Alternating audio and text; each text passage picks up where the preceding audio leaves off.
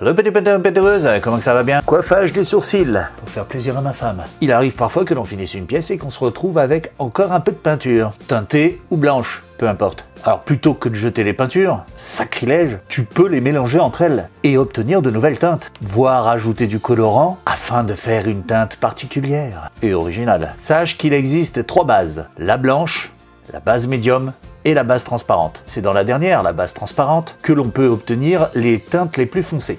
Avec la base blanche, on obtient des pastels, et avec le médium, les autres. Il est souvent écrit sur les fûts de peinture pro quel type de base est la peinture. En GSB, je pense pas, vu que ce sont des peintures déjà teintées. Peut-être que lorsque vous faites faire une teinte, là, ils utilisent des bases différentes. Alors, n'essaie pas d'avoir un rouge en partant d'une base blanche, tu n'y arriveras pas. On peut donc ajouter un peu de colorant à notre peinture, mais attention, vous devez veiller à ne jamais dépasser 17% du colorant par rapport à la peinture. 17 étant une référence, chaque fabricant de colorant a ses propres recommandations. Vérifiez sur le petit tube de colorant, ça sera écrit. Eh bien si tu dépasses en colorant le pourcentage acceptable pour ta peinture ne séchera jamais. Et ce n'est pas une fake news. Essayez dans une toute petite quantité de peinture, vous verrez bien.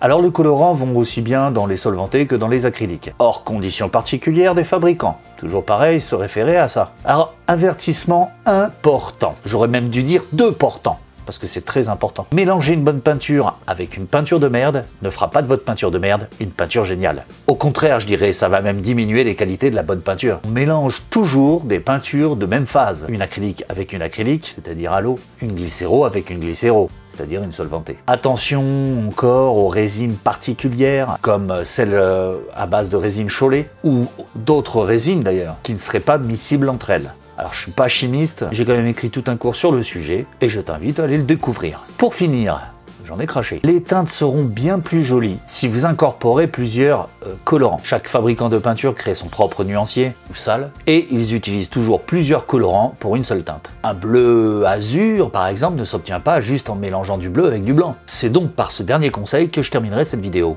très courte. Lorsque vous faites vos propres teintes ou salles depuis une base blanche, par exemple un gris clair, mettez toujours un petit soupçon de jaune ou de rouge avec votre noir pour obtenir un gris pastel subtil. Si vous partez depuis une base déjà teintée, jouez avec la teinte existante en y incorporant du noir pour assombrir la teinte ou du blanc pour l'éclaircir. Attention, toujours pareil, quand vous utilisez les colorants, allez-y mollo, comme dirait mon père. Allez-y, la main légère. Déjà pour pas dépasser le pourcentage maximum acceptable de la peinture en colorant, et ensuite pour pas foncer trop vite votre teinte. Je vous mets en descriptif un document à télécharger, c'est cadeau. Grâce à eux, vous comprendrez mieux le mélange des couleurs, mais vous pourrez aussi réaliser quelques teintes subtiles. Alors bien sûr, tout dépendra du nombre de litres de peinture de base et du pourcentage de colorant que vous mettrez dedans. Lisez bien, tout est écrit sur ces petits panneaux. Il n'y a pas trop de lecture, donc ça devrait aller vite. Téléchargez-les sans retenue. Téléchargez-les 10 fois s'il le faut. Et évitez de les utiliser dans vos cours, messieurs les professeurs. Je travaille pas pour l'éducation nationale, moi. Allez, je vous bise, c'est mieux que je vous baise.